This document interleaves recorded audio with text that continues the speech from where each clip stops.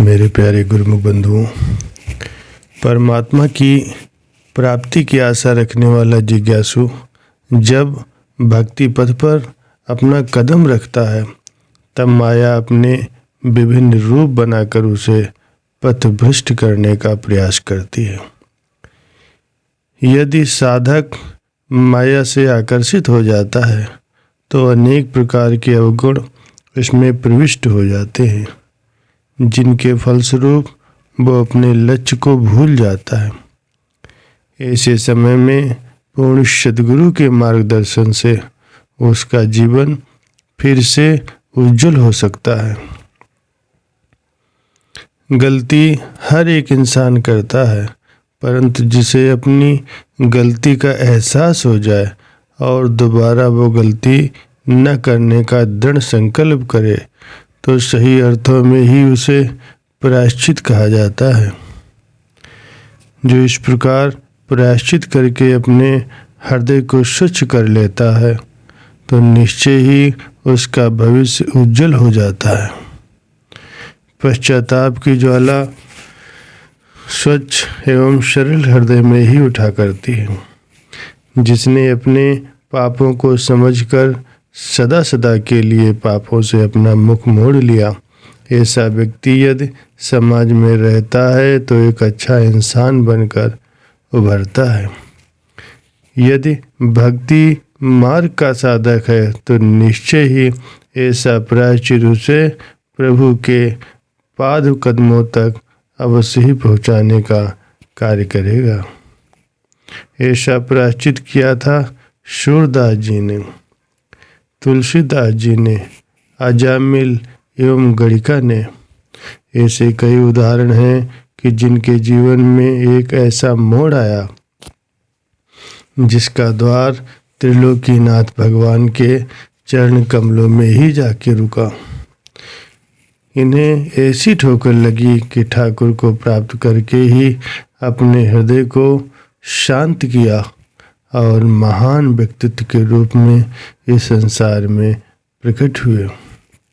गोस्वामी तुलसीदास जी ने अपने विषय में स्पष्ट कहा है, अति बड़ी मोरी ढिठाई खोरी, सुनिय नर कहूँ नाक सकोरी, समुझ सहम मोहि अप डर अपने, शोष राम कीन्हि नहीं सपने, सुनि अवलोकि सुचित चख चाही, भगति मोरी मति स्वामी सराही, करत नसाई हुई नीकी, रीझत राम जान जन जी की।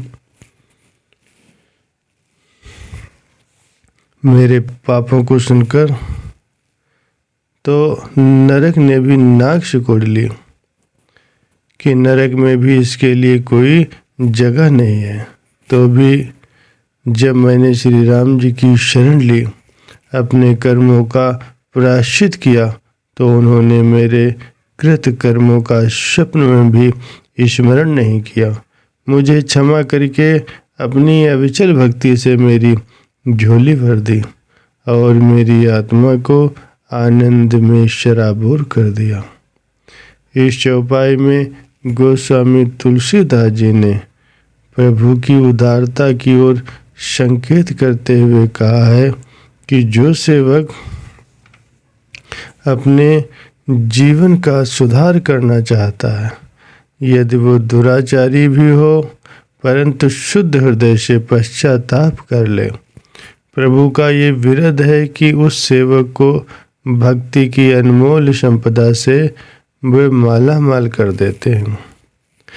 सेवक एक बार भी अपना पतित मन श्री सद्गुरु के चरणों में समर्पित कर दे तो सद्गुरु समर्थ हैं, जीव की हर प्रकार से संभाल कर लेते हैं। तब आवश्यकता होती है झुकने की, जैसे वे रखें वैसे ही चलते जाएं, तब जीवन संवर जाता है। जैसी छाया कूप की बाहर निक से नाहे, जन रज्जप यूं राखिए, मन ममसा हरि माए। जिस प्रकार कुएं की छाया कुएं में ही रह जाती है, यदि जीव भी अपने मन की समस्त वृत्तियों को समेटकर प्रभु के चरणों में रखे तो उसका काम बन जाता है। उससे फिर नए कर्म नहीं बनते और आगे का मार्ग भी साफ हो जाता है। यदि अहंकारवश जीव अपने मन को झुका न पाया, अपने अवगुणों को सद्गुरु के समक्ष छुपा लिया, तो मन और भी मैला हो जाएगा। फिर मोह माया राग द्वेष के प्रपंच उसे नहीं छोड़ेंगे, पुनः अपने में ही उलझाकर आवागमन के चक्र में डाल देंगे। कहा भी है, यदि अपने कर्मों का हृदय से पश्चाताप कर लिया जाए तो भी चौथाई पाप नष्ट हो जाते हैं। यदि बुरे कर्म लोगों के सम्मुख प्रकट कर दिए जाए तो भी पाप कम हो जाते हैं। यदि सद्गुरु के आगे पश्चाताप के आंसुओं से एक बार भी हृदय शुद्ध कर लिया जाए तो वे एक जन्म के तो क्या, जन्मों जन्म के पापों का निवारण कर देते हैं। पश्चाताप को तौबा कहा जाता है। एक फकीर कहते हैं कि जो हृदय से अपने पिछले कर्मों के लिए तौबा करता है और चाहता है कि मेरी सुरति पवित्र होकर के मालिक के चरणों में लवलीन हो जाए और मैं परम सुख और परम आनंद को प्राप्त कर सकूं, तो उसके लिए ये 6 बातों को ध्यान रखना बहुत जरूरी है। पहला, किए गए कर्मों पर खेद प्रकट करना। दूसरा है, फिर से पाप की ओर झुकाव न हो। तीसरा है, अल्लाह के लिए किए जाने वाले कामों की कमियां दूर करना। चौथा है, दूसरों के प्रति गलत व्यवहार अगर हो गया हो तो उससे क्षमा मांग लेना। पांचवा है, भोगों से बढ़े हुए शरीर के रक्त और मांस को सुखा देना। छठा है, जिस मन ने बुरे कर्मों का मजा लिया है उसे साधना की कसौटी पर उतारने का भी मजा चखाते रहना।